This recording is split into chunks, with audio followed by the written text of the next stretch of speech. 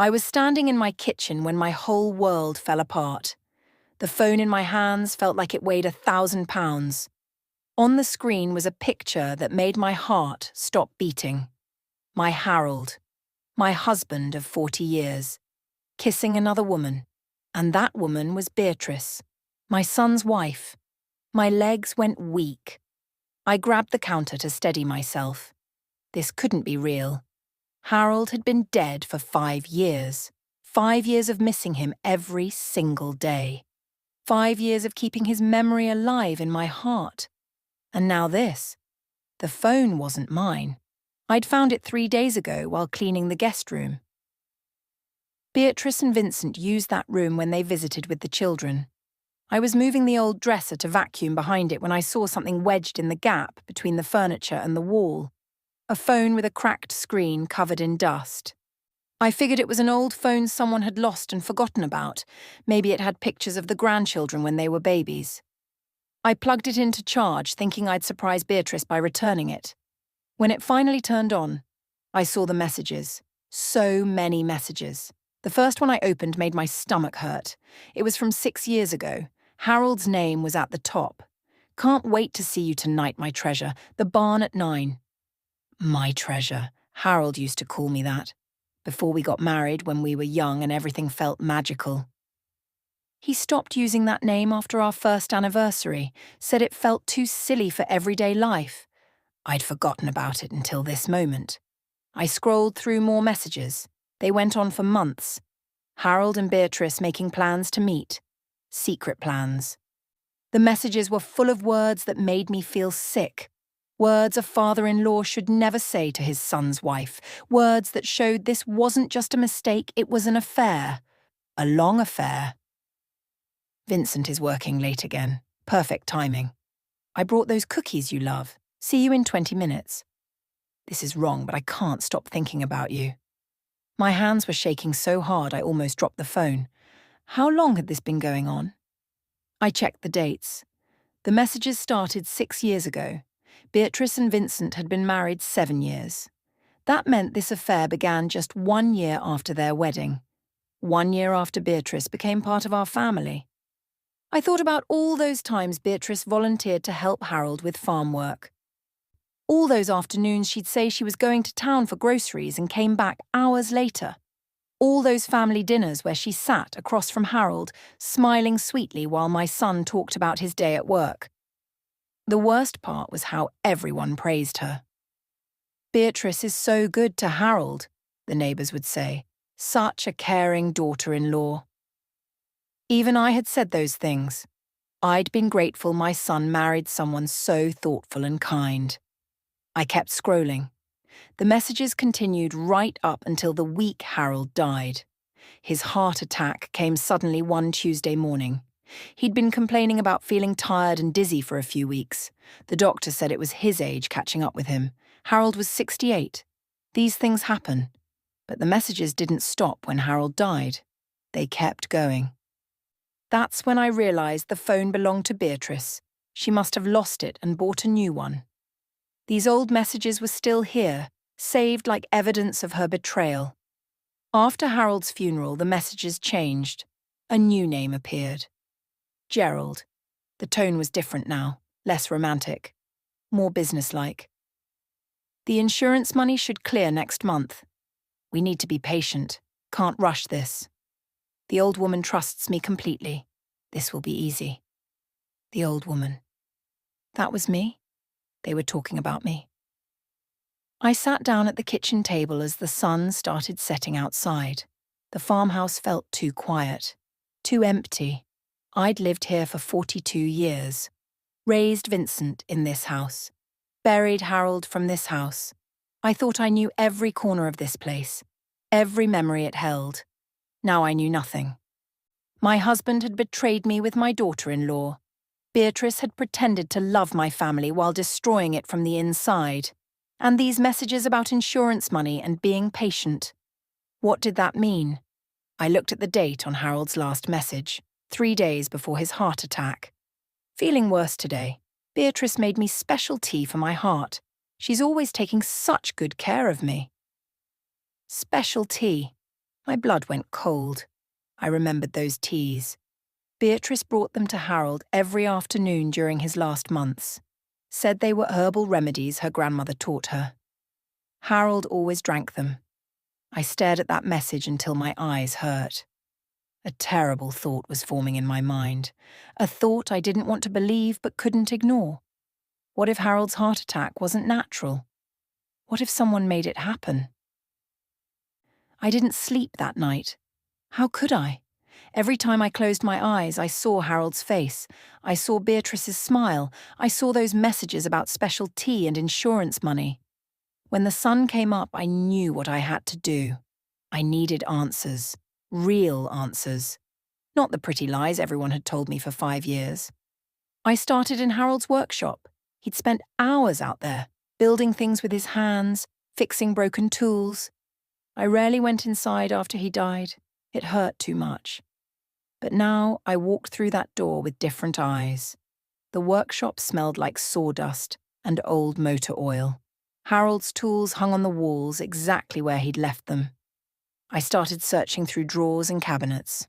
Old receipts, broken pencils, rusty nails. Nothing important. Then I found the journal. It was tucked inside a metal toolbox under the workbench. A simple brown notebook with Harold's messy handwriting inside. My heart pounded as I opened it. The entries were short. Harold was never good with words. But what he wrote made my chest ache. Feeling alive again.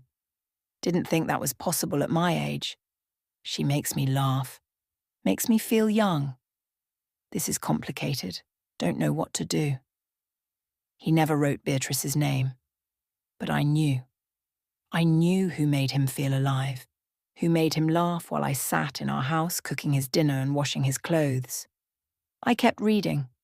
The entries from his last few months were different. Darker.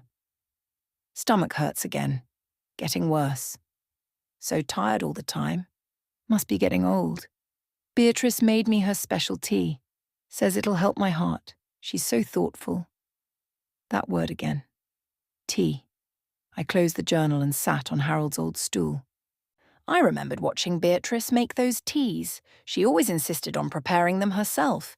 Said the recipe had to be exact, or it wouldn't work. She'd bring the steaming cup to Harold with such a caring smile. Everyone thought she was wonderful. I thought she was wonderful. I drove to town that afternoon. The library had computers anyone could use. I'd never been good with technology, but I knew how to search for information. I typed in words I never thought I'd need to know. Poisons that look like heart attacks. Plants that affect the heart. Undetectable ways to kill someone. What I found made me feel cold all over. There were plants that contained something called digitalis. In small amounts, doctors used it as heart medicine. In large amounts, it killed people. It caused dizziness, stomach pain, weakness. All the things Harold complained about before he died. And it could trigger a heart attack that looked completely natural. The plant was called foxglove. It had pretty purple flowers. People grew it in gardens all the time. I drove home faster than I should have. My hands gripped the steering wheel tight. I went straight to the barn. Harold and Beatrice had met there according to the messages. Maybe there was something I'd missed. The barn was old and dusty. We didn't keep animals anymore, just stored equipment and old furniture. I walked through slowly, looking at everything with new eyes. In the back corner was a cabinet we used for paint and supplies. I never opened it. That was Harold's area. I opened it now. Behind old paint cans, I found a metal tin box. Inside were photographs. Harold and Beatrice together, sitting close. Holding hands. One showed them kissing behind the barn. I wanted to throw up, but there was more than pictures.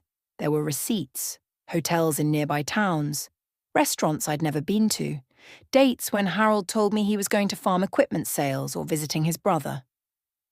My brother. Harold's brother lived 3 states away.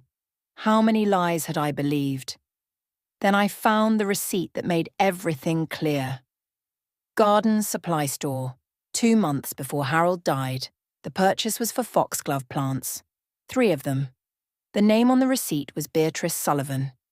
I sat down right there on the barn floor holding that receipt. Beatrice had bought poison plants. Harold got sick right after.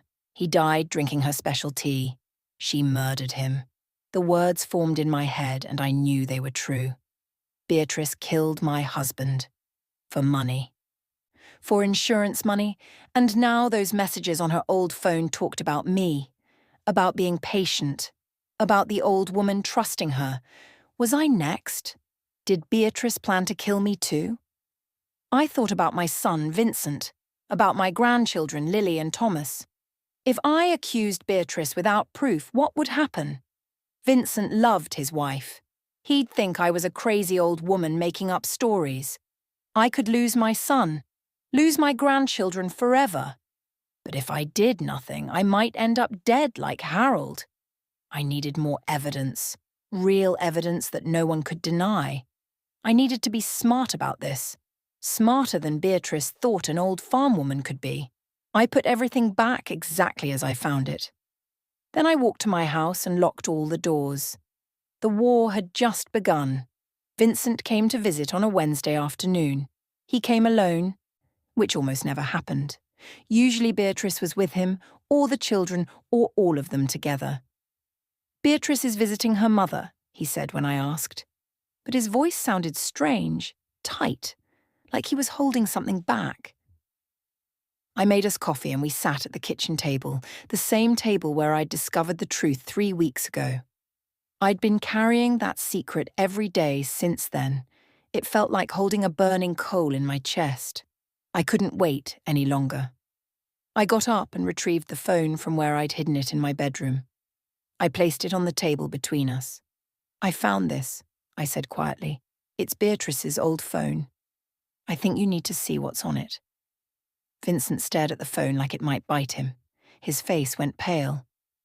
"Where did you find that?" "Behind the dresser in the guest room. It's been there for years, probably." I pushed it toward him. "The messages are still there. All of them." His hand shook as he picked up the phone. I watched him scroll through the messages. Watched the colour drain from his face completely.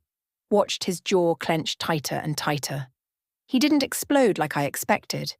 He didn't yell or throw the phone. Instead, he set it down carefully and put his head in his hands. "I've been suspicious for months," he whispered. Those words shocked me more than anything. "What do you mean?" Vincent looked up at me. His eyes were red. "Things haven't been right at home. Beatrice is always secretive about money. We should have plenty saved up, but she says the accounts are low. When I ask for details, she gets angry. Says I don't trust her." He stood up and walked to the window, looking out at the farm. "She disappears for hours. Says she's shopping or meeting friends. But when I ask which friends, her stories don't match up. Sometimes she says one name, then later says a different name for the same day." "Why didn't you tell me?" I asked. I thought I was being paranoid. He turned back to face me. "After Dad died, you were so broken up. Beatrice was the one who held everything together. She took care of you, took care of me, took care of the funeral arrangements. Everyone said how lucky I was to have such a strong wife. She was taking care of the insurance money," I said bitterly. Vincent nodded slowly. "There's more. Last month, Beatrice suggested you should sell the farm. Move into one of those senior living places. She said it wasn't safe for you to be out here alone. That you're getting too old." My hands curled into fists. "I'm 70, not 90. I can take care of myself just fine. I know that." I told her no, but she kept pushing. Then she suggested I take out a life insurance policy on you. A big one. Said it was responsible planning, that we needed to think about the future and the kids' college funds. The room felt colder suddenly. Life insurance. On me. Just like the messages mentioned. "There's something else," Vincent continued. "I hired someone to follow her. I felt terrible doing it, but I needed to know. The investigator found out about a man named Gerald. Beatrice meets him at a motel 2 towns over, at least twice a week. He pulled out his phone and showed me pictures. Beatrice and a rough-looking man with cold eyes. The same man from the photos on her old phone. Gerald. He has a criminal record, Vincent said. Fraud, extortion. He served 3 years in prison, got out 4 years ago. 4 years ago. Right around when Harold died. The timing made my stomach hurt. I requested Dad's autopsy report, Vincent said quietly. Told the doctor I needed it for family medical history. Do you know what it said? I shook my head. It noted elevated levels of cardiac glycosides in his blood. The doctor assumed it was from Dad's heart medication, but I looked it up. Those levels were much higher than his prescription would cause. Nobody questioned it because Dad had a heart condition and he was old. They just assumed natural causes. The foxglove, I whispered. I told Vincent about finding the receipt in the barn, about the journal, about everything I'd discovered. Vincent's face went hard. Harder than I'd ever seen it. We need to have Dad's body exhumed. We need a complete toxicology test. A real one. That's expensive, I said, and painful. I don't care. His voice was steel. If she murdered my father, I need to know. If she's planning to hurt you, I need proof to stop her. We sat in silence for a moment. Then Vincent said something that made my blood freeze. Mum, 3 days ago, a man came to my office, said he was from an insurance company reviewing old claims, asked detailed questions about Dad's death, about your health, about the farm's value. He looked at me with fear in his eyes. It was Gerald. I'm sure of it now. I saw his picture from the investigator. Same man. They were making their move. Whatever Beatrice and Gerald were planning, it was starting. We need to be smart, I said. Smarter than they think we are, Vincent nodded. We need to catch them. The toxicology results came back 2 weeks later. Vincent called me early in the morning. His voice was shaking. It was murder, Mom. The levels of digitalis in Dad's body were massive. The pathologist said it was deliberate poisoning over several weeks, there's no doubt. I sat down hard on my kitchen chair. Even though I'd suspected it, even though I'd known in my heart, hearing the actual words made it real. Harold was murdered, poisoned slowly in his own home while I cooked dinner and folded laundry and smiled at the woman killing him. We go to the police today, Vincent said. Right now. We have enough evidence. Wait, I said. Something had been bothering me, something I needed to tell him. Vincent, I think I'm next. I told him about the strange things happening around the farm, how I'd found rat poison moved in my shed, how it used to be on the top shelf where I kept it, but last week it was on the lower shelf near my gardening gloves, how my prescription pills looked slightly different. Same bottle, same label. But the pills themselves seemed a different shade of white. I haven't taken any of them, I said quickly. I've been buying new bottles at a different pharmacy and hiding them, but someone's been in my house. Someone's been touching my things. Vincent was quiet for a long moment. I'm coming over. Don't eat or drink anything you didn't prepare yourself. Lock all the doors. I'll be there in an hour. While I waited, I checked the hidden cameras Vincent had installed last week. We'd put them up without telling anyone. Small cameras that looked like regular objects. A clock in the kitchen, a picture frame in the hallway, a smoke detector in the living room. I watched the footage from the past few nights.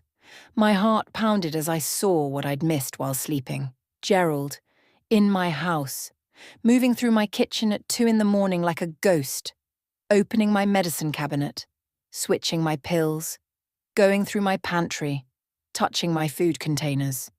On another night, Beatrice.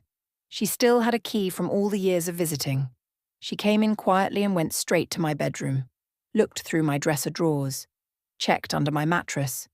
She was searching for something. Probably the phone. She must have realized it was missing. The footage showed them together too, standing in my barn, talking. The audio was faint, but I could make out some words. The old woman is tougher than we thought, Gerald said. She's always been healthy, Beatrice replied. We need to speed this up. Vincent is asking too many questions. Then maybe Vincent needs an accident too. My blood turned to ice. They were talking about killing my son. Not yet, Beatrice said. He's useful. After his mother dies, I inherit through him. Then we can handle Vincent later if needed. Later if needed. They were planning to murder us both. Take everything. Disappear. When Vincent arrived, I showed him the footage. I watched my son's face as he heard his wife casually discuss killing him. Something broke in his eyes. The last bit of love he'd been holding onto for Beatrice shattered. "We set a trap," he said finally. "We make them think they're winning." Over the next week, Vincent and I became actors. He went home and pretended everything was normal, pretended he didn't know his wife was a murderer. He wore a wire the police gave him, recorded every conversation. I pretended to get sicker, started walking slower, complained about feeling dizzy, let the neighbours see me struggling with simple tasks. Vincent came over and talked loudly about difficult decisions and Mum's declining health, where the hidden cameras could catch it. The night of the trap, Vincent came for dinner. Beatrice was with him. She smiled at me with such fake concern. "Maggie, you look so tired," she said sweetly. "Are you sure you should be living alone? We really should talk about other options." "I'm fine," I said, playing my part. "Just getting old, I suppose." "Vincent updated his will," Beatrice said casually. "Made sure the farm goes to Lily and Thomas. You know, for the future. When you're gone." She said it so easily. When you're gone. Like I was already dead. After dinner, after Vincent and Beatrice left, I watched the cameras. They showed Beatrice and Gerald meeting in my barn an hour later. The police were already in position, hidden and waiting. "Tomorrow night," Gerald said on the recording, "we make it look like she fell down her stairs, hit her head. Old woman, living alone. Tragic accident." "What about Vincent?" Beatrice asked. Gerald's smile was cold. "Accidents can happen to anyone. Maybe his brakes fail. Maybe he has a heart attack like his father. We have options." They stood in my barn, planning murder like other people plan grocery shopping. Cold, casual, evil. The police moved in, rushed the barn with lights and guns and handcuffs. I watched from my kitchen window as they arrested Beatrice and Gerald. Watched my daughter-in-law scream and fight. Watched them put her in the police car. It was over. The trial lasted 3 weeks. I sat in that courtroom every single day and watched the truth come out piece by piece. Gerald broke first. He tried to make a deal with the prosecutors, said Beatrice planned everything, and he just helped because he loved her. But the phone messages proved they were partners from the start, equal in their evil. Beatrice was harder to crack. She sat at the defense table in nice dresses with her hair pulled back, looking like a victim herself.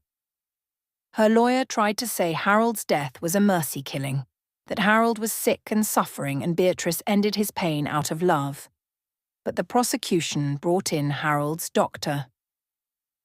He testified that Harold was healthy for his age before the poisoning started. His heart condition was mild, managed with basic medication. He could have lived another 10 or 15 years easily.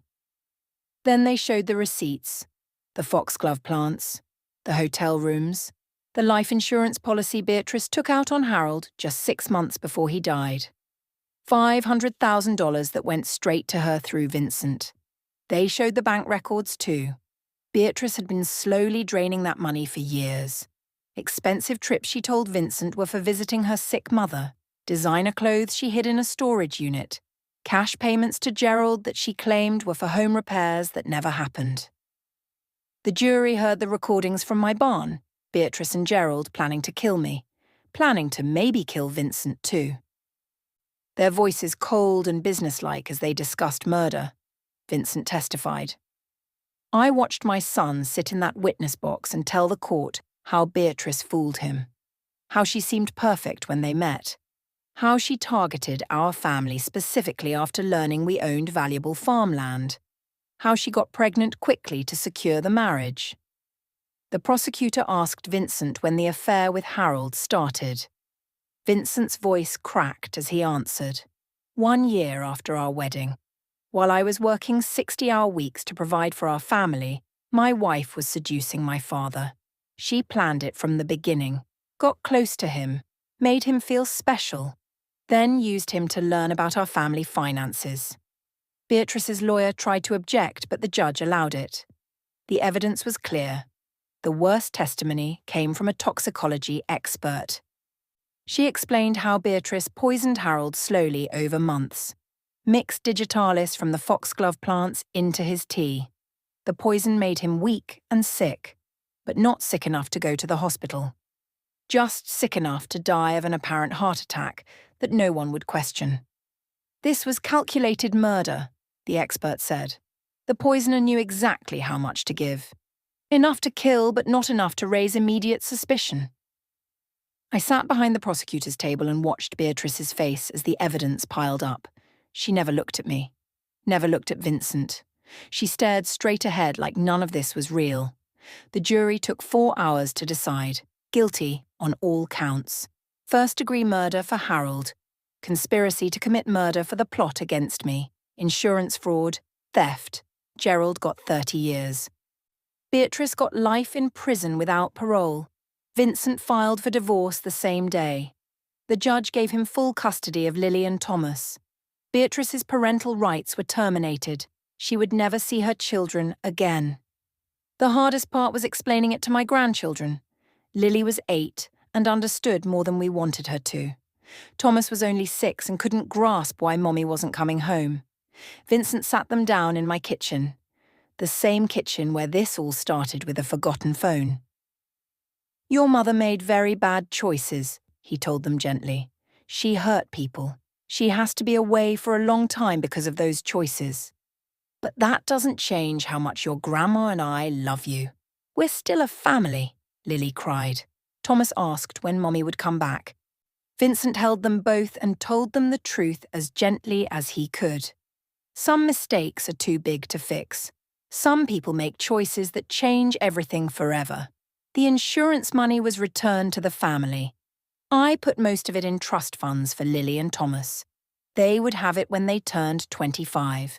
Money for college, for starting their lives, for building something good from the ashes of their mother's evil. I donated a large amount to organizations that help elderly people recognize financial abuse and fraud. If my story could save even one person from what happened to Harold and me, then some good would come from this nightmare. The farm stayed in the family. Vincent moved back home with the children. We needed each other now more than ever. Healing was slow and painful. Vincent blamed himself for not seeing through Beatrice sooner, for bringing her into our lives, for trusting her around his father.